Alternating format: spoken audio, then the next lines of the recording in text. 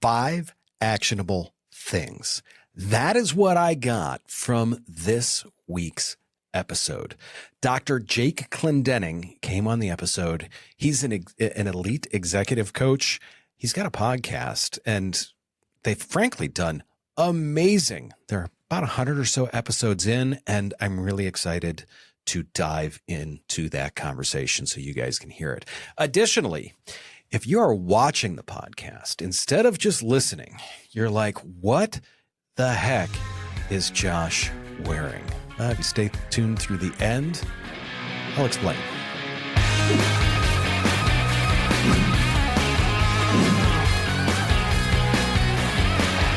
Dr. Jake Clendenning, thanks for being on the show. So you are an elite executive business strategist. And I had to say that slowly because anytime I put 2 E words back to back like that, I always stumble. So, and I didn't want to mess that one up for you on the way in. You're the CEO of Total Disruption. And you make a statement that I absolutely love. It's that curiosity overcomes conflict. That podcast. So like, how does the Total Disruption podcast serve as that platform to kind of demonstrate and teach that? Because you and your co-host Michael, you guys go back and forth on a lot of stuff. So yeah, how does the Total Disruption podcast kind of emulate that and demonstrate it to people as you're trying to move things forward?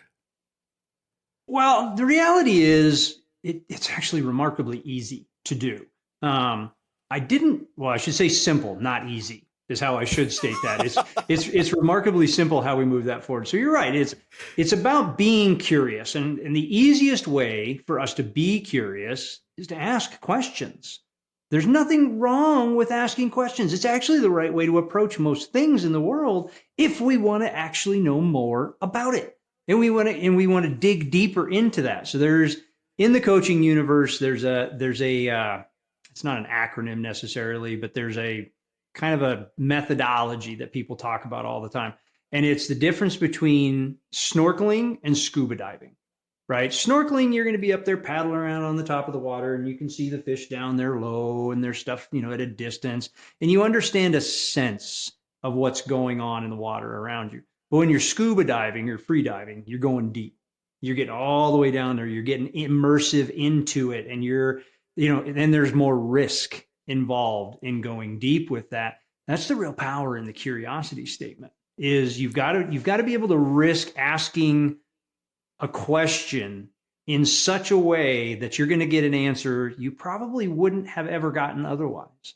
So that's how we do that. Is we always talk about going 3 deep. That's Mike and I's thing. Is you got to go 3 deep. You'll ask the first question, and that'll get a snorkeling answer. Then you ask another question about what they responded to, and you ask another question, and you ask another question. We got to get to scuba. So that's where that curiosity piece gets to. I love that, and to me, it's applicable not only in the coaching world or the leadership world, but it's also very much in the podcast world. Because we always talk about like, okay, we asked you a couple of questions in advance just so we've got some baseline stuff. Mm-hmm. That way I can be educated as an interviewer. And then that way too, I'm asking those scuba level questions, or at least below the snorkel. If you're snorkeling at this level, you're taking in a lot of water but it's those deeper level questions. The other thing that I like about that is the way you guys approach it too, is in like from the conflict standpoint, it very much is, instead of asking a question and then listening to the answer to like argue the answer, it's listening to the answer to ask another question. 100%. That to me is truly, I mean, it's an unbelievable thing that so many people don't do well, myself included. I'm gonna go watch more of the podcast, so to say. Well, how frequently do we listen to respond? Like that's one of those other things. We listen to respond versus listening to understand. And to your point to that is you just have to ask more questions. That's why we started, like before this, we were having a conversation and you were asking me a few questions to get the baseline. Now, if we'd have just stuck at the baseline, how great a podcast episode are we going to have? Right? It's going to be okay. People are going to know a couple things about me. They're going to know you asked a couple of questions.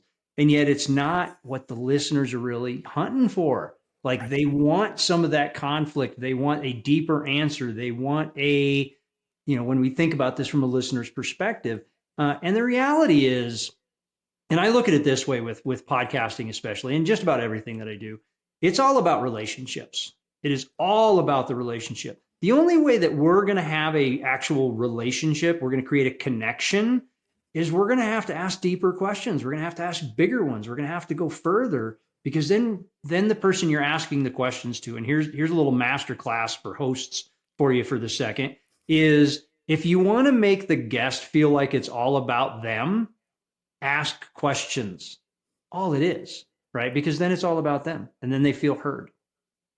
I totally agree. And ask the what I always like to say is those second and third level questions with it. This very much the same as you guys.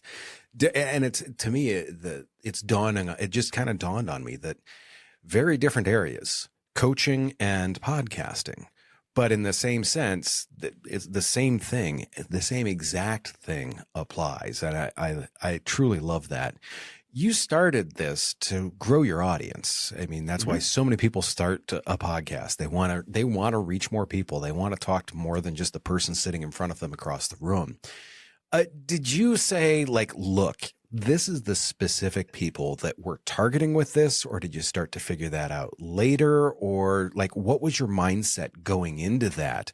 Because you're talking about, you and Michael talk about things in a disruptive manner, like, let's shake this up and let's talk about the awkward things, which I love.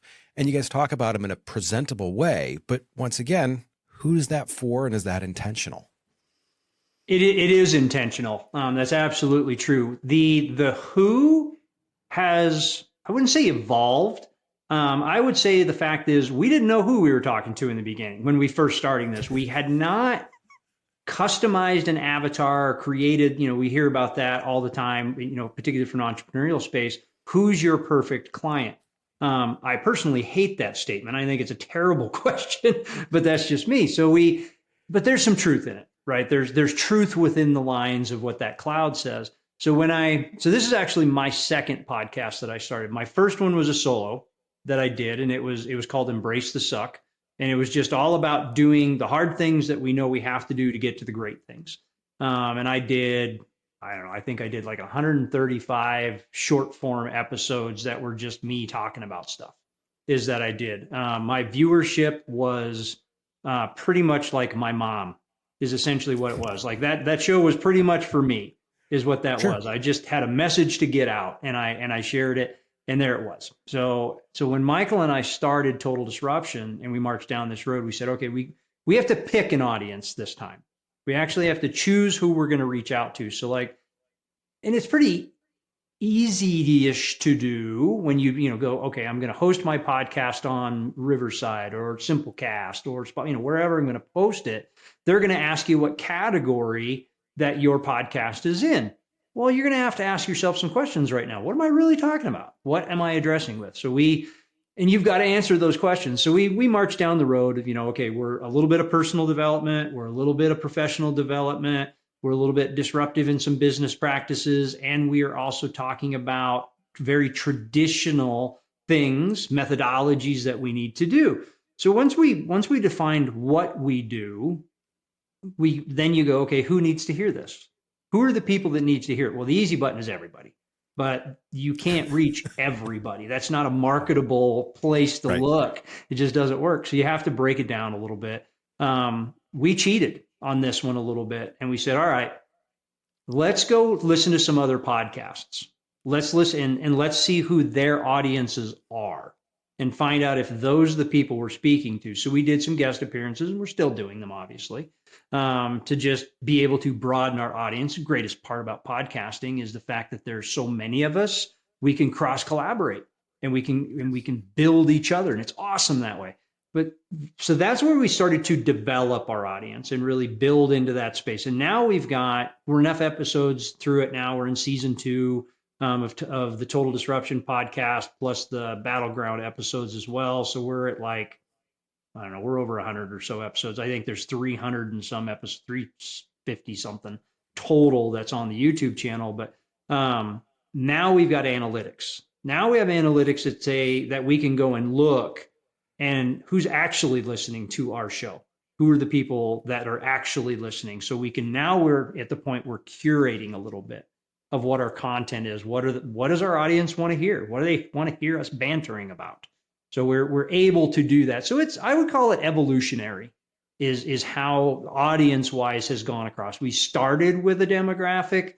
We weren't wrong, but not like we nailed it first day and just said, that didn't happen. And that's fine. We get that. How do we, there's a great quote in one of the Batman movies. I don't remember which one, where Alfred, I think it's actually Batman Begins, as I recall, the Christian Bale one, where Alfred says, "Why do we fall? So we can learn to pick ourselves back up." Same thing, like go out, fail, break it, figure out what you did wrong so that then we know how to do it right. Yeah, I love that. It's funny, and you did a great job of moving straight into the second section for me, because you have a quote that you left saying the platforms are an algorithm, and regardless of how good your content is, you still need to copyright for that algorithm. It's finding that audience, and it's finding the people that connect with that. The thing that's funny about this is, so I wrote these questions out I started looking at these. We're recording this on, what is today? It's a Wednesday. I started doing this on a Thursday. You guys recorded an episode on Sunday where you talked about going back and having to change some thumbnails, change some titles, and look at things like that. And so to me, have you guys found value in doing that? And has it helped in terms of building that audience? Yeah, 100%. And that's some of the stuff that we fight. Like when we start as a podcaster and we first get into this, you can call it a business. All right, well, let's go that way. When we first get into this field, we want to get our message out. And sure, we're a little bit clunky. Maybe we need a little work on our interview skills. Maybe we need a little work on our content delivery and our the different practice. You said you've got a voice coach coming on. I'm listening to that episode. That's going to be awesome. So you have to kind of curate. Well, then you got to start looking at your numbers, because when it comes down to whatever platform you're using does not matter. Right? It does not matter. I'm not going to promote one over the other, but let's play YouTube today for fun. Sure. If you're going to march down the YouTube platform and you're going to do video podcasting, sure. Quality video, absolutely. Quality content's what everybody will tell you. Quality audio, what everybody will tell you. Those three things are great. They're not going to drive viewers. Those are not going to drive viewers. That is simply a point in space with which to start.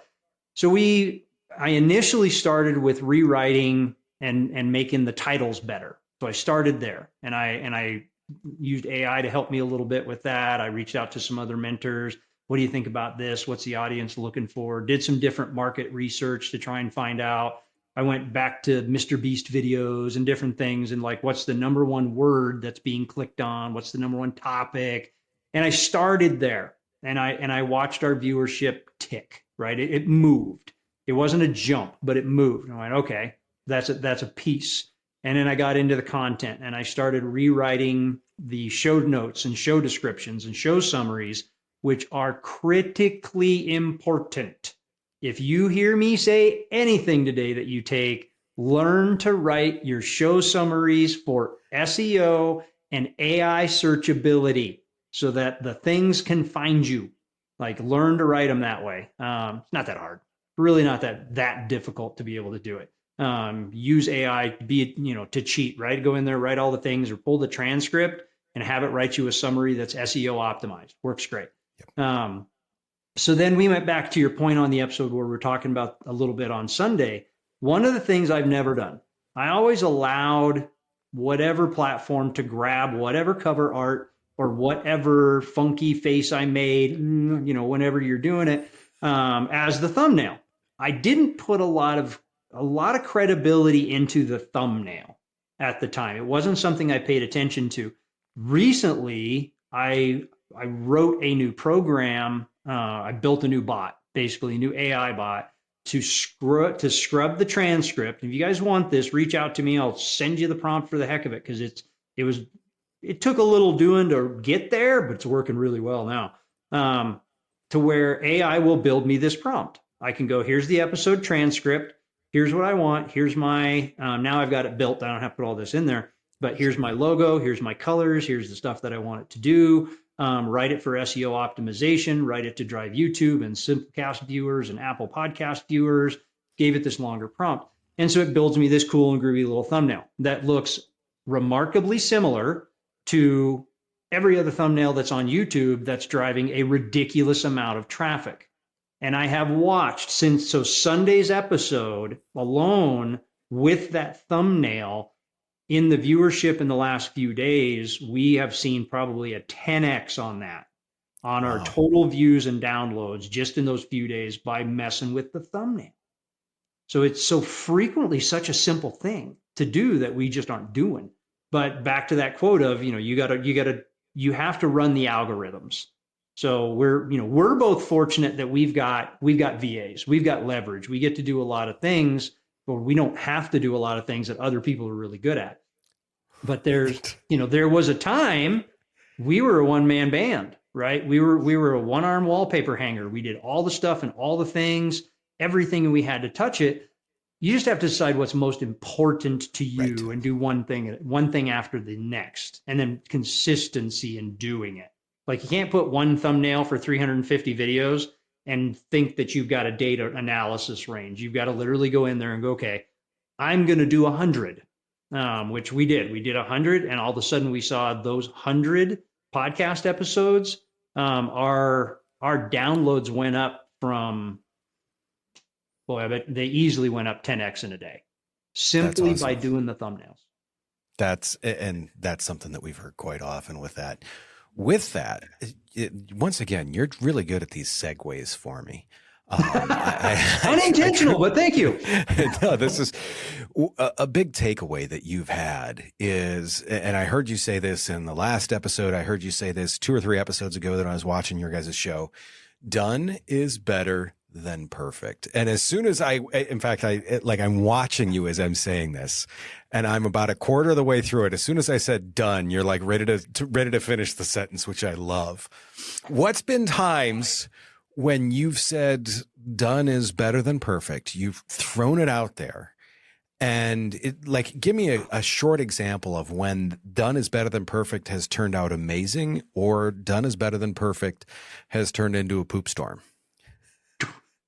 Well, there's probably far more examples of the second one than there are of the first one, but that's okay. So when I refer to done is better than perfect, is so many of us get caught up in this torrent of it's got to be perfect before I let it go, right? Yeah. Before I turn it out, and I'll spend an obscene amount of hours going through editing and making sure this is right and making sure that is right, and I'll cut a killer intro, and I'll cut a killer outro, and I'll make the greatest thumbnail ever, and I'll make sure the sound mixing for the music is just perfect in the background.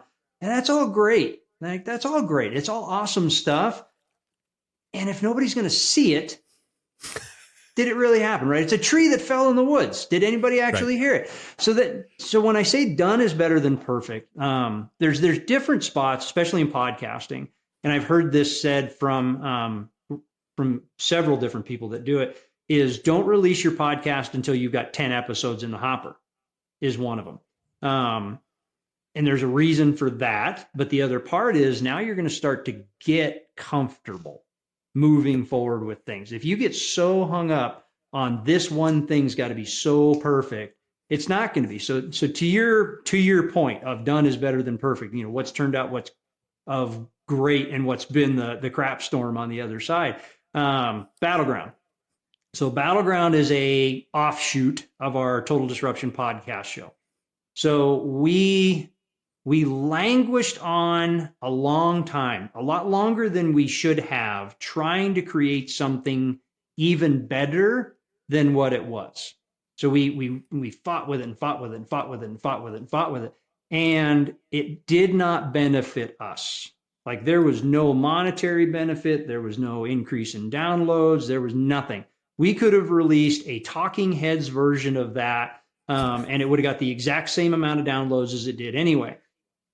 the interesting part of when we released that, and it was really close. The amount of viewership, and I just looked at it this morning, and it kind of shocked me actually, because it hasn't, like, our initial pilot episode of that one had it had horrible views. Like, it was just terrible. It like non-existent on YouTube. It was fine on our TV network and on our podcast network, but on YouTube, I think it had like 86 views is what it had on there for this episode that we spent a lot of money and a lot of time trying to make perfect. And it just had almost no views. So I go back. I fixed the thumbnail last week. I changed the thumbnail. It went from 80 some views. It had 9,300 views this morning on YouTube. I fixed a thumbnail. Like, that's all I did. And it had nothing to do with, I had to go back and because we've gotten some feedback from some different people, re-record it in this way, change the way the audio looks, change the video, redo. And we had this massive uptick in views across YouTube in a couple of days because I changed a thumbnail. All I did was make a different title. So when titles matter. About done is better than perfect, like, man, sometimes you just have to get it done. It just needs to go out. And the reality is perfection's unattainable. Perfection is unattainable. It just can't especially be done. In podcasting. Oh, especially in podcasting. Yeah, can't be done. Because you're going to have technical issues. You're going to pick your thing that's going to get in your way. There's plenty of them.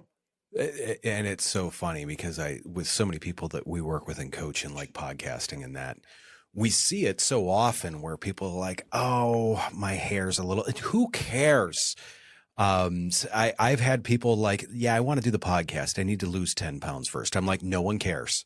No one cares. First off, the first 10 episodes, your mom is watching. She's going to love you no matter what, even with the extra 10 pounds. She's probably okay with it. She's probably the one that put them there. So we talk about stuff like that all the time. With that, you've got the audience. You're working with the algorithms. What's the future for the channel for Total Disruption? I'm curious on where you want to see this go. The future for Total Disruption, we can all say we want to be Joe Rogan, right? Sure. And I was reading a great article about Joe the other day in his startup, which if you did, you should go read that. Like, the audience should go read that one on his starting it up in the garage and just how he ran through that. He just got offered 20 or 200 million from Spotify for his podcast. So not bad. Sure, yeah, it's not bad. It's pretty good. And so we all want to say we want to be there, right? We all want to say, oh, I want to be Joe Rogan. Okay, cool. Do you really? Yeah. And the reality of that for our podcast, do I want to get there? No, I don't think I actually do want to be Joe Rogan in that particular space. What I want from this particular podcast, and it's starting to happen. I had a guest. I want it to the point to where guests of a caliber are going to be calling me and they're like, man, I love that last episode. I just want to be on your show and come talk about this. Because guess what happens when you have epic guests show up on your show? They bring their audience with them. Yep. Oh, that's terrible. You're gonna bring me your 20,000 downloads per episode? Well, I suppose if you want to do that, that's where I want to get to. And it's starting to happen right now. I'm not going to say organically is where it's coming from, because we've been really purposeful in making sure that we are everywhere. We are everywhere. We're consistent in our posting on social media. We're consistent with our email marketing. Our episodes always go out same day, same time. Like, consistency in that, as I've been told from countless amazing podcast hosts, is the absolute key. But I had a guest, Stephen Purry, reached out to me, and he is the former executive president, CEO of Sony and DreamWorks. Stephen is a rock star when it comes right down to it at the industry level in business. And he reached out to us. He reaches out and he calls me one day and he's like, I just like what you guys are talking about. And I've got a cool thing that we're doing. I'd love to be on your show. Like, sure. I want more of that. Like, that's fantastic. The organic, like, the room changes. The people that are in the room with you changes when you're in the room with a bigger player. We were talking about this even before. You can tell who's there for me, and you can tell who's there to collaborate.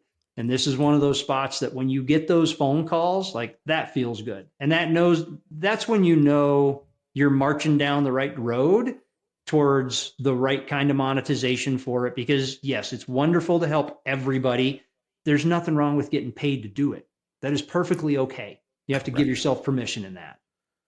Correct. I love that. That's it. It's so funny how you say that, because it very much is okay to get paid for that. Very much.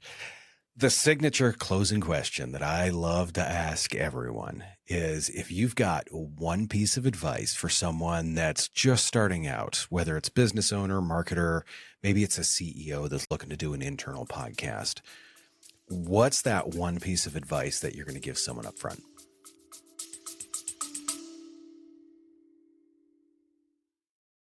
Is your podcast not getting the results you hoped for? Are you feeling stuck and unsure how to grow your audience or make a real impact?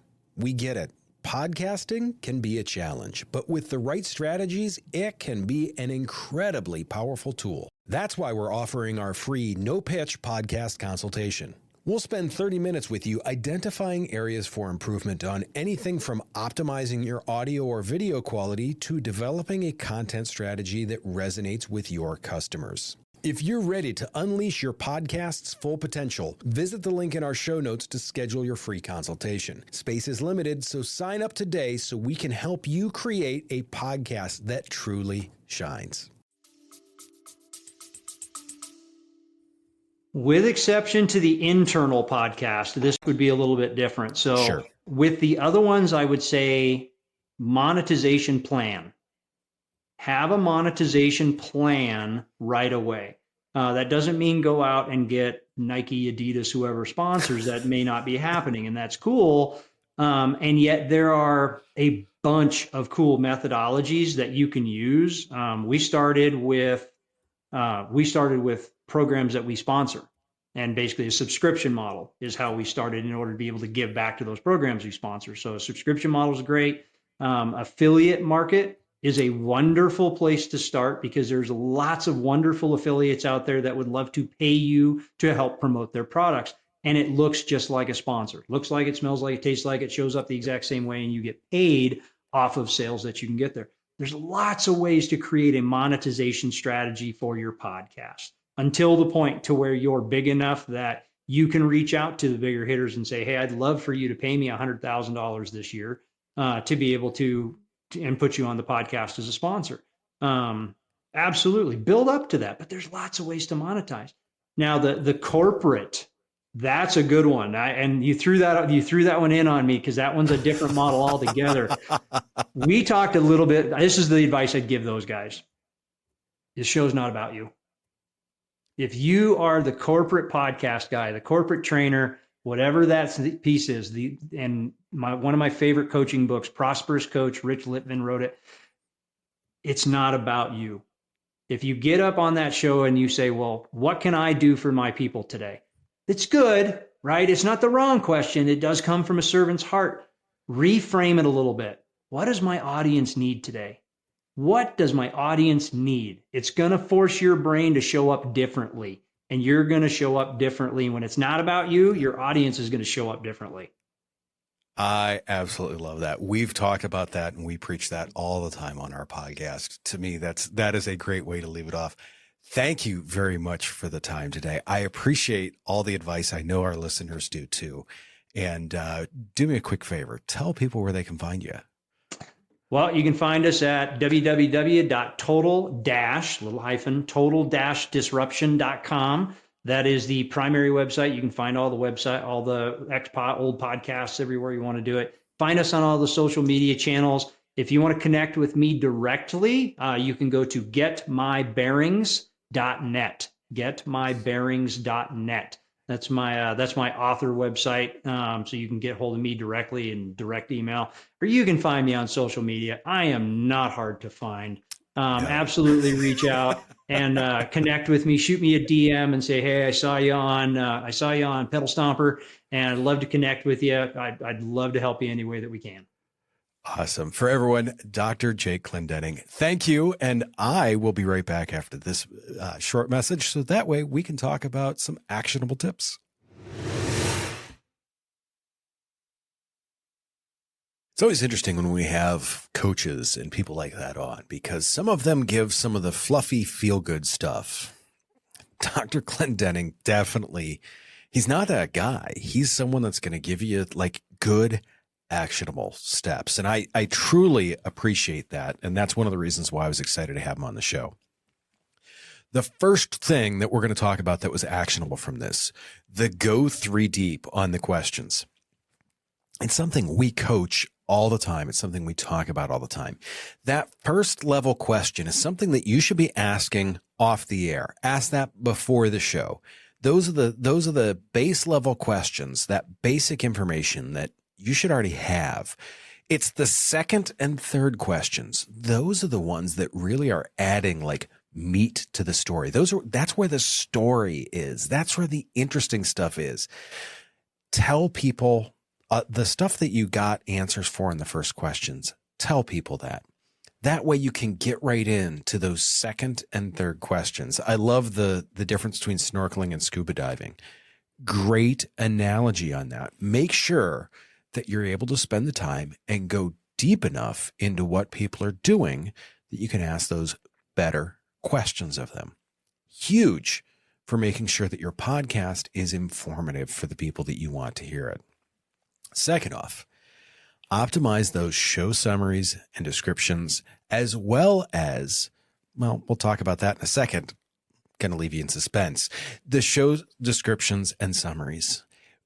There's a constant evolution that's changing with this, and we're actually shopping for some new tools that will help us in doing this.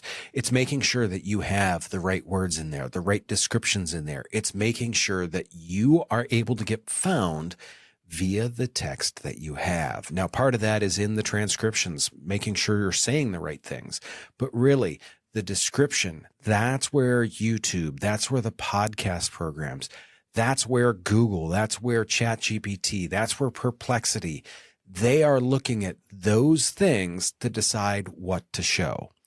It's all about getting found in that AI search nowadays. And AI search is still an SEO type of thing. So let's make sure that you've got the right information there so that way we can push that forward for you. Additionally, thumbnail optimization. It's an art. It's something that changes over time. So don't be afraid to go back and change some of the thumbnails, update some of the thumbnails, change some of your descriptions, and work with things in order to make sure that you've got the right idea for your thumbnails.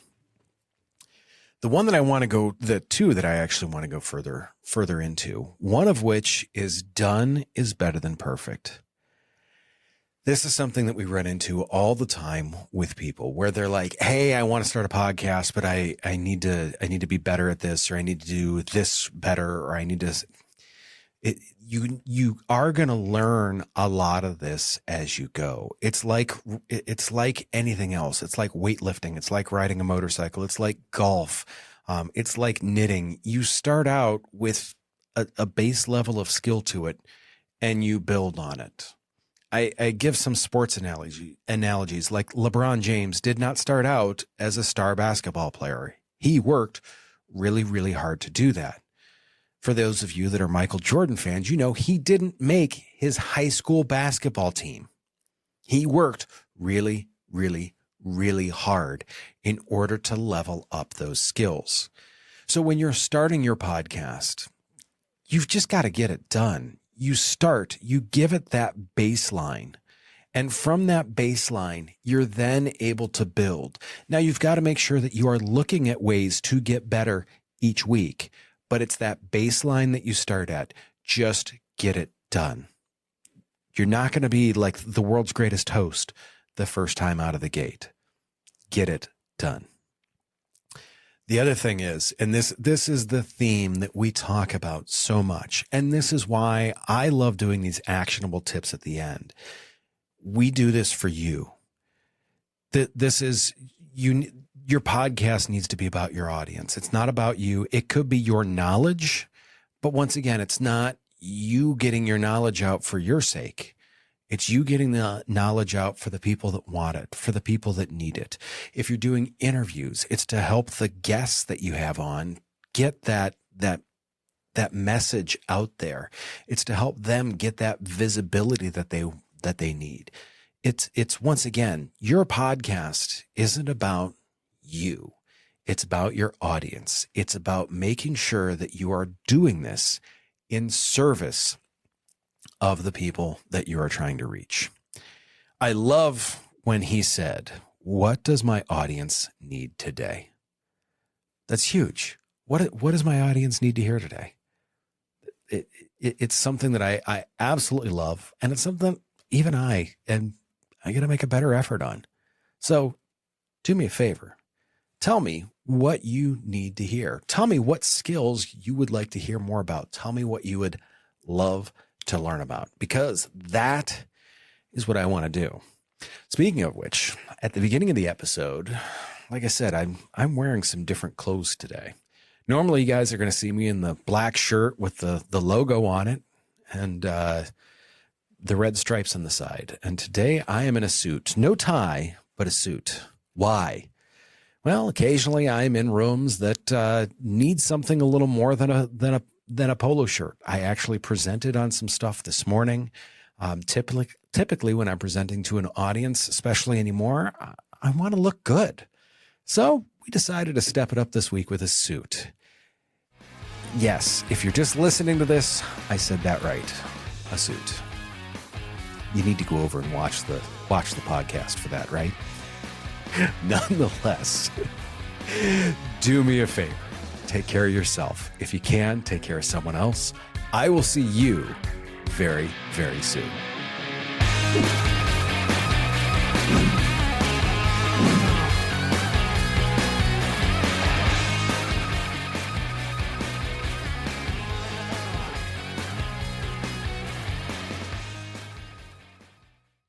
Creating engaging content can feel overwhelming, but it doesn't have to be. That's why I'm excited to share our Stomping Podcasting newsletter. You'll get actionable insights and expert tips straight to your inbox.